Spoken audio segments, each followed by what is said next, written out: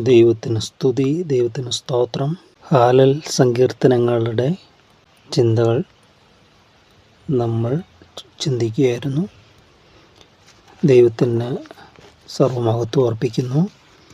കർത്താവേ, നീ തലമുറ തലമുറയായി ഞങ്ങളുടെ സങ്കേതമായിരിക്കുന്നു.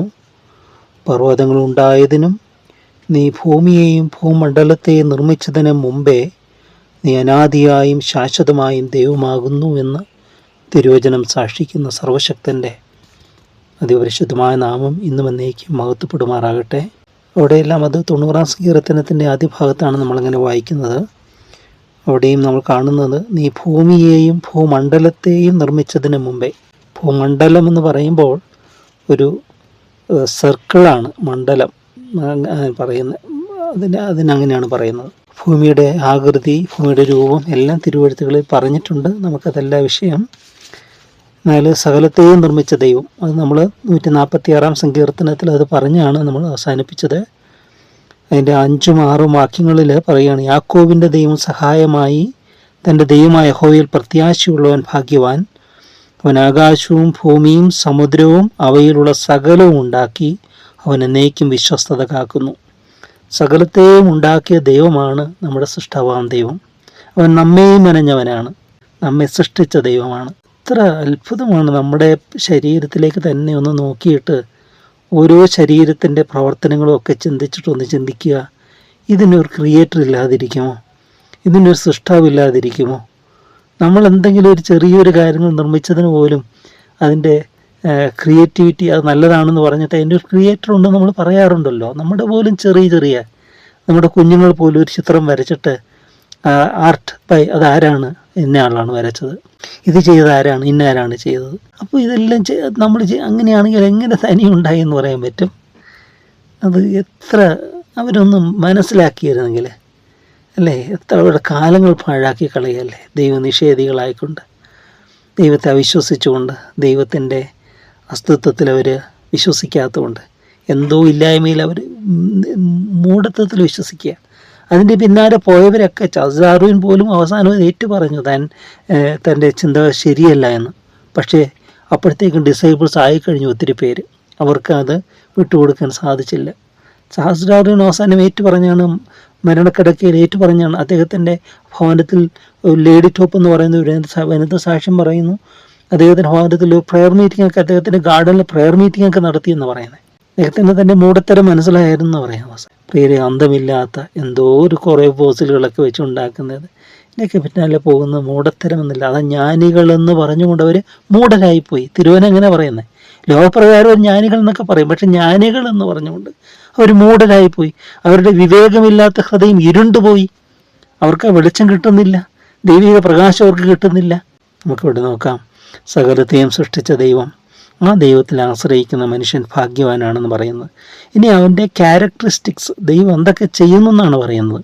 7 മുതൽ വാക്യങ്ങളാണ്. 7 മുതൽ 10 വരെയുള്ള വാക്യങ്ങൾ കാണുകയാണ്. അവിടെ പറയുന്നു, പീഡിതന്മാർക്ക് അവൻ ന്യായം പാലിച്ചു കൊടുക്കുന്നു, വിശപ്പുള്ളവർക്ക് അവൻ ആഹാരം നൽകുന്നു. യഹോവ ബദ്ധന്മാരെ അഴിച്ചുവിടുന്നു. യഹോവ കുരുടന്മാർക്ക് കാഴ്ച കൊടുക്കുന്നു. യഹോവ കുനിഞ്ഞിരിക്കുന്നവരെ നിവർത്തുന്നു. യഹോവ നീതിമാന്മാരെ സ്നേഹിക്കുന്നു. യഹോവ പരദേശികളെ പരിപാലിക്കുന്നു. അവൻ അനാഥനെയും വിധവയെയും സംരക്ഷണ ചെയ്യുന്നു. എന്നാൽ ദുഷ്ടന്മാരുടെ വഴി അവൻ മറിച്ചു കളയുന്നു. യഹോവ എന്നേക്കും വാഴും. സിയോനെ, നിന്റെ ദൈവം തലമുറ തലമുറയോളം തന്നെ. യഹോവയെ സ്തുതിക്കുവിൻ. ഇവിടെ ആദ്യത്തെ പാർട്ട് 7 മുതൽ 8 വാക്യങ്ങളിൽ പറയുന്നത് ഈ ഡിസേബിലിറ്റി, അതായത് ശാരീരികമായിട്ടുള്ള കാര്യങ്ങളാണ് പറയുന്നത്. ശരീരത്തിൻ്റെ ബലഹീനതകൾ, രോഗങ്ങൾ. ഒന്ന് വിശപ്പിനെ കുറിച്ച് പറയുന്നു, ശരീരത്തിൻ്റെ ആവശ്യമാണ്, ഫിസിക്കൽ നീഡ്സ്. ബദ്ധന്മാരെ, പല രീതിയിൽ ബദ്ധന്മാരായിരിക്കുന്നവർ, ബന്ധിക്കപ്പെട്ടിരിക്കുന്നവർ. പിന്നെ കുരുടന്മാർ, കണ്ണുകാഴ്ചയില്ല. പിന്നെ കുരിഞ്ഞിരിക്കുന്നവർ. ഈ ബദ്ധന്മാരുടെ കൂട്ടത്തിൽ നമുക്ക് പല ബന്ധനങ്ങളുള്ളവർ. അവർ ബദ്ധന്മാരെന്ന് പറയുന്നത് പല ബന്ധനങ്ങൾ, രോഗബന്ധനമാകട്ടെ എല്ലാം ഇവർ കുരുടന്മാർക്ക്. അങ്ങനെ അപ്പോൾ ഫിസിക്കൽ ഇത് പറയുകയാണ്. പിന്നെ 8ൻ്റെ ലാസ്റ്റിലും പിന്നെ തുടർന്ന് പറയുന്നത് പൊതുവെ ജനങ്ങളോടുള്ള ഹ്യൂമൻ നീഡ്സ്, ഹ്യൂമൻ കെയറിങ് പറയും. യഹോവ നീതിമാന്മാരെ സ്നേഹിക്കുന്നു. യഹോവ പരദേശികളെ പരിപാലിക്കുന്നു. അനാഥനെയും വിധവയെയും സംരക്ഷണ ചെയ്യുന്നു. ദൈവത്തിൻ്റെ ഓരോ പദ്ധതികൾ ഈ ഒന്നാമത് പറയുന്നത് പീഡിതർക്ക് അവൻ ന്യായം പാലിച്ചു കൊടുക്കുന്നു. Who executes justice for oppressed. പീഡിതന്മാർക്ക് അവൻ ന്യായം പാലിച്ചു കൊടുക്കുകയാണ്. പിന്നെ പറയാൻ who gives food to the hungry. വിശപ്പുള്ളവർക്ക് അവൻ ആഹാരം നൽകുന്നു. അത് പല രീതിയിലുള്ള വിശപ്പ് കാണാം. ആത്മാവിൽ ഉള്ള വിശപ്പുണ്ട്, ആത്മാവിലുള്ള ദാഹമുണ്ട്, ആത്മവിശപ്പുണ്ട്, അല്ലെ? ആത്മവിശപ്പ് ശമിപ്പിക്കുന്നവൻ എന്നാണ് കർത്താവ് പറയുന്നത്. ജീവൻ്റെ അപ്പം എന്നൊക്കെ പറയുമ്പോൾ അത് ഫിസിക്കലായിട്ടുള്ള ഇതല്ല, അത് ആത്മാവിനുള്ളതായ ഭക്ഷണമാണ്. പൗലോസ് പറയുന്നുണ്ട്, നിങ്ങളിതുവരെയും കട്ടിയുള്ള ആഹാരം കഴിക്കാൻ പ്രാപ്തരായിട്ടില്ല, നിങ്ങളിന്നും പാലത്രേ കഴിക്കുന്നത് എന്ന് പറഞ്ഞാൽ വചനത്തിൻ്റെ ആ ആരംഭത്തിൻ്റെ ബിഗിനേഴ്സിന് കൊടുക്കുന്നത് തന്നെ അവർക്കൊരു വളർച്ചയില്ല എന്നാണ്, ഗ്രോത്ത് ഇല്ല. കാരണം കുഞ്ഞു വളർന്നു വരുമ്പോൾ കട്ടിയായുള്ള ഗ്രാജുവലായിട്ട് ആഹാരം കട്ടിയായിട്ടുള്ളത് കഴിച്ച് വരും. അങ്ങനെ കഴിക്കാൻ പ്രായമായിട്ടില്ല എന്ന് പറയാം. അതൊക്കെ സ്പിരിച്വൽ നീഡ്സിനെ കുറിച്ച് പറയുന്നതാണ്. ഇവിടെ പറയുന്നത് രണ്ട് രീതിയിൽ നമുക്ക് പറയാം. അവൻ വിശപ്പുള്ളവർക്ക് അവൻ ആഹാരം നൽകുന്നു. അത് സ്പിരിച്വലും അത് ഫ്ലഷ്ലി ആയിട്ടുള്ള ജഡപ്രകാരമുള്ളതായ ശരീരപ്രകാരമുള്ള ഭക്ഷണവും ആത്മപ്രകാരമുള്ളതും നടക്കുന്നു. ഇതെല്ലാം രണ്ട് മാനത്തിൽ നമുക്ക് കാണാനായിട്ട് പറ്റും. ബദ്ധന്മാരുടെ അവസ്ഥ അങ്ങനെ തന്നെ. കർത്താവെ, എന്നെ സ്തുതിക്കേണ്ടതിന് എൻ്റെ ആത്മാവിനെ കാരാഗ്രഹത്തിൽ നിന്ന് പുറപ്പെടുവിക്കണമെന്ന് ദാവീദ് പ്രാർത്ഥിക്കുക. അപ്പോൾ കാരാഗ്രഹത്തിൽ പുറപ്പെടുവിക്കണമെന്ന് പറയുമ്പോൾ എന്താണ്? കാരാഗ്രഹത്തിൽ കിടന്നുകൊണ്ട് പൗലോസും ശീലാസും പ്രാർത്ഥിക്കുന്നുണ്ട്. അർദ്ധരാത്രിയിൽ ദൈവത്തെ പാടി സ്തുതിച്ചപ്പോൾ അവിടെ അത്ഭുതം നടക്കുന്നുണ്ട്. അപ്പോസ്തലർ പ്രവൃത്തികൾ 16-ാമത്തെ അധ്യായത്തിൽ. അപ്പോൾ കാരാഗ്രഹത്തിൽ അത് ജഡപ്രകാരമുള്ള കാരാഗ്രഹത്തിൻ്റെ ഇതല്ല, അവിടെ കിടന്ന് പൗലോസ് സ്തുതിക്കുന്നുണ്ട്. ഇത് പറയുന്ന ആത്മാവിൻ്റെ ഒരു ബന്ധനമാണ്. ശത്രുവാക്കി തീർക്കുന്ന കാരാഗ്രഹങ്ങൾ, അതിനകത്ത് ചെല്ലുമ്പോൾ മനുഷ്യൻ്റെ ആത്മീയമായ ആ സ്വാതന്ത്ര്യം, സ്പിരിച്വൽ ഫ്രീഡമൊക്കെ നഷ്ടപ്പെട്ട് ദൈവത്തെ സ്തുതിക്കാൻ പറ്റാതായി പോകുന്നു. നമ്മൾ കാണുന്നുണ്ട് യോഹന്നാൻ സ്ലീഹായുടെ പിതാവായ സക്കറിയ പുരോഹിതൻ. അത് ഒരു അടയാളത്തിന് വേണ്ടിയാണ്. ആ യോഹന്നാൻ സ്നാപകൻ ജനിച്ച് അവന് പേരിടുന്നത് വരെയും അവൻ്റെ നാവ് കെട്ടപ്പെട്ടിരുന്നു. അതൊരു സ്പിരിച്വൽ സിമ്പിളാണ് അവിടെ കൊടുത്തിരുന്നത്. ആ പേര് എഴുത്തുപലകയിൽ എഴുതി കാണിച്ചുകൊണ്ട് അവൻ്റെ നാവ് കെട്ടഴിഞ്ഞു, ദൈവത്തെ സ്തുതിക്കുന്നു, പ്രവചനമൊക്കെ അവിടെ പറയുന്നതായിട്ട് കാണുന്നുണ്ട്. അപ്പോൾ ഇതെല്ലാം ഫിസിക്കലായിട്ടുള്ളതും സ്പിരിച്വൽ ആയിട്ടുള്ളതായിട്ട് നമുക്ക് കാണാൻ പറ്റും. വിശപ്പ് ഉണ്ട്, ആത്മാവിൻ്റെ പീഡയുണ്ട്, ആത്മീക പീഡകൾ എന്നൊക്കെ പറയും. ഒത്തിരി സെയിൻസിൻ്റെയൊക്കെ ലൈഫുണ്ട്. ഈ സെൻറ്റ് തെരേസ, അങ്ങനെയുള്ള ഒത്തിരി സെയിൻസിൻ്റെ, ജോൺ ഓഫ് ദി ക്രോസ്, കുരിശൻ്റെ യോഹന്നാൻ, അവരുടെയൊക്കെ ഇതിലൊക്കെ ഈ ആത്മീകമായി സംഭവിക്കുന്ന പീഡകളുണ്ട്. ശത്രുവിൽ നിന്ന് നേരിടുന്ന ഈ പീഡകളൊക്കെ അതെല്ലാ മനുഷ്യർക്കും ഉണ്ട്. ഏറിയും കുറഞ്ഞു വരിക്കും അവരുടെ ദൗത്യത്തിനനുസരിച്ചൊക്കെ. പക്ഷെ അതിനെയൊക്കെ അതിജീവിക്കാൻ നമ്മുടെ കർത്താവ് നമ്മളോട് കൂടിയിരുന്ന് നമ്മളെ സഹായിക്കും. തുടർന്ന് പറയുകയാണ്, യഹോവ ബദ്ധന്മാരെ അഴിച്ചുവിടുന്നു, യഹോവ കുരുടന്മാർക്ക് കാഴ്ച കൊടുക്കുന്നു. സ്പിരിച്വൽ അന്ധതയുണ്ട്, ഫിസിക്കൽ അന്ധതയുമുണ്ട്, ബ്ലൈൻഡ്നെസ്സും ഉണ്ട്. അപ്പോൾ രണ്ടിനും കർത്താവ് കുരുടനെ സൗഖ്യമാക്കുന്നുണ്ട്. പക്ഷെ കർത്താവ് പറയുകയാണ്, അവർ കാണുന്നുണ്ടെങ്കിൽ കുരുടരത്രേ, കുരുടന് വഴി കാണിക്കുന്നു പറയും. അവർ കുരുടന്മാരായ വഴികാട്ടികൾ എന്ന് പറയും. അപ്പോൾ അവർ വഴി കാണിക്കുന്ന, പക്ഷേ they are blind, spiritually blind, അവർ ആത്മീയമായ അന്ധതയിലാണ്. അപ്പം അങ്ങനെയുള്ളവർക്ക് അത് സ്പിരിച്വൽ ഇൻസൈറ്റും ദൈവം നമുക്ക് തരുന്നു. നമ്മുടെ ഹൃദയദൃഷ്ടി പ്രകാശിക്കും, നമ്മുടെ ആത്മകണ്ണുകൾ, ആത്മനയനങ്ങൾ പ്രകാശിക്കും, നമുക്ക് ദൈവത്തെ ദർശിക്കാൻ പറ്റും. നമ്മുടെ അന്തരംഗത്ത് നമുക്ക് ദൈവത്തെ കണ്ടെത്താനായിട്ട് പറ്റും. ദൈവത്തിൻ്റെ സ്വരൂപവും സദൃശ്യവും അതെല്ലാം നമുക്ക് ഒരു വാക്കുകളിൽ അത് വിവരിക്കാൻ പറ്റത്തില്ല. It can not explain in words, but we can experience it. നമുക്കത് അനുഭവവേദ്യമായി തീരുന്ന ഒരു സംഗതിയാണത്. പിന്നെ പറയുകയാണ്, അവൻ യഹോവ കുനിഞ്ഞിരിക്കുന്നവരെന്ന് ഓർത്തുന്നു. ഒരു കൂനിയായ ഒരു സ്ത്രീയെ കർത്താവ് സൗഖ്യമായിട്ട് പറയുന്നുണ്ട്. സാത്താൻ 18 സംവത്സരമായി ബന്ധിച്ചിരുന്ന അബ്രഹാമിൻ്റെ മകളായി ഇവളുടെ ഈ ബന്ധനം ഞാൻ അഴിച്ചു വിടേണ്ടതില്ലോ എന്ന് പറഞ്ഞുകൊണ്ട് കർത്താവ് അവളെ തൊട്ടു, അവളുടെ ബന്ധനം ഒഴിഞ്ഞു, അവൾ നിവൃം ദൈവത്തെ സ്തുതിച്ചു എന്നാണ് പറയുന്നത്. അപ്പോൾ അതൊരു രോഗബന്ധനമായിരുന്നു അത്. അപ്പോൾ അവിടെ കൂനെന്ന് പറയുന്ന ഒരു ബന്ധനം, കുനിഞ്ഞിരിക്കുന്നവെന്ന് ഓർത്തുന്നു. മാത്രമല്ല പല രീതിയിൽ തലകുൻപിട്ട് പോയവർ, ജീവിതത്തിൻ്റെ പല പ്രയാസങ്ങളിൽ, ചില നഷ്ടങ്ങളിൽ, ദുഃഖങ്ങളിലൊക്കെ തല കുമ്പിട്ട് പോയവർ, തല ഉയർത്താൻ കഴിയാത്തവർ, അവരുടെ തല ദൈവം ഉയർത്തും. കുനിഞ്ഞിരിക്കുന്നവരെ നിവർത്തുന്നതായ ഒരു ദൈവം. അവർക്ക് പ്രശംസിക്കാൻ ഒന്നുമില്ലാത്തവർക്ക് തന്നെ പ്രശംസിക്കത്തക്കവണ്ണം അവൻ നമ്മുടെ പ്രശംസയായിട്ട് മാറും. പൗലോസ് പറയുന്നുണ്ട്, കർത്താവായ യേശുക്രിസ്തുവിൻ്റെ ക്രൂശിലല്ലാതെ എനിക്ക് പ്രശംസിപ്പാനിട വരരുത്. ഒരു ലോകമനുഷ്യൻ മനസ്സിലാകത്തില്ല ക്രൂശിൽ എങ്ങനെ പ്രശംസിക്കാൻ പറ്റുമെന്ന്. ആ ക്രൂശിലാണ് അവൻ എൻ്റെ ഇൻഫർമിറ്റീസ്, എൻ്റെ ബലഹീനതകൾ, എൻ്റെ രോഗങ്ങൾ, എൻ്റെ വ്യാധികൾ, എൻ്റെ പാപങ്ങൾ, ശാപങ്ങളെല്ലാം ചുമന്നൊഴിച്ചത് ആ ക്രൂശിലാണ്. ആ ക്രൂശ് മുഖാന്തരമാണ് എനിക്ക് മോചനം, എനിക്ക് റിഡംഷൻ, എനിക്ക് വീണ്ടെടുപ്പ് കിട്ടിയത്. അതുകൊണ്ട് ആ ക്രൂശിലെ സ്നേഹത്തെ അറിയുന്നു, ആ ക്രൂശിനെ പ്രശംസിക്കുന്നു. അതെൻ്റെ ഒരു പ്രവൃത്തി കൊണ്ടല്ല, എൻ്റെ പാരമ്പര്യം കൊണ്ടല്ല, എൻ്റെ നേട്ടങ്ങളോ എൻ്റെ മികവോ കൊണ്ടല്ല, എൻ്റെ ഏതെങ്കിലും സാമർഥ്യങ്ങൾ കൊണ്ടൊന്നുമല്ല, അതിനൊന്നും യോഗ്യതയില്ല. മറിച്ച് ഞാൻ പാപിയാണ് തിരിച്ചറിഞ്ഞപ്പോൾ എനിക്ക് രക്ഷകനെ വേണമെന്ന് എനിക്ക് മനസ്സിലായി. ആ രക്ഷകൻ യേശുവാണെന്ന് അവിടുന്ന് എന്നെ തന്നെ എനിക്ക് വെളിപ്പെടുത്തി. തിരുവഴുത്തിൽ കൂടെ എനിക്ക് മനസ്സിലായി, വചനങ്ങളിൽ കൂടെ എനിക്ക് മനസ്സിലായി, ജീവിതത്തിലെ അനുഭവങ്ങൾ കൂടെ എനിക്ക് മനസ്സിലായി, മറ്റുള്ളവരുടെ സാക്ഷ്യത്തിൽ കൂടെ ഞാനത് കേട്ടു. ഞാനും അവനിലേക്ക് വന്നു, അവൻ എന്നെ സ്വീകരിച്ചു. ഞാൻ ആ രക്ഷകനെ തിരിച്ചറിയുന്നു. അതാണ് വലിയ സാക്ഷ്യം എന്ന് പറയുന്നത്. കൂടെ പറയുക, കുനിഞ്ഞിരിക്കുന്നവരെന്ന് തുറന്നു പറയുക, യഹോവ നീതിമാന്മാരെ സ്നേഹിക്കുന്നു. നീതിമാൻ ആരുമില്ല, ഒരുത്തൻ പോലും ഇല്ല. തിരുവഴുത്ത് തന്നെ പറയും. അതേ തിരുവഴുത്ത് എങ്ങനെയാണ് നമ്മൾ നീതിമാൻ? അവൻ്റെ പുത്രനാകുന്ന യേശുക്രിസ്തുവിൻ്റെ രക്തത്താൽ നമ്മൾ നീതീകരിക്കപ്പെടുന്നു, വിശ്വാസത്താൽ നീതീകരിക്കപ്പെടുന്നു, കർത്താവിൻ്റെ നാമത്താൽ നമ്മൾ നീതീകരിക്കപ്പെടുന്നു. അവൻ നമ്മുടെ നീതിയായി തീർന്നു. യേശുവാണ് നമ്മുടെ നീതി എന്ന് പറയുന്നത്.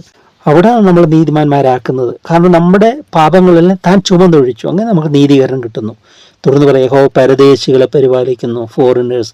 ഇസ്രായേലിനോട് ദൈവം കൽപ്പിക്കുമ്പോൾ പറയുന്നുണ്ട്, നിങ്ങൾ പരദേശികളെ കാത്തുകൊള്ളണം. കാരണം നിങ്ങൾ ഒരിക്കൽ പരദേശികളായിരുന്നു, ഈജിപ്തിൽ നിങ്ങൾ അടിമകളായിരുന്നു. അപ്പോൾ നിങ്ങൾ പ്രവാസികളായവരെ നിങ്ങൾ അവരെ പരിപാലിക്കണമെന്ന് പറയും. അവരുടെ നേരെ ആക്രമണം ചെയ്യരുതെന്ന് പറയും. ഇസ്രായേലിനോട് പ്രത്യേകം പറഞ്ഞിട്ടുണ്ട്.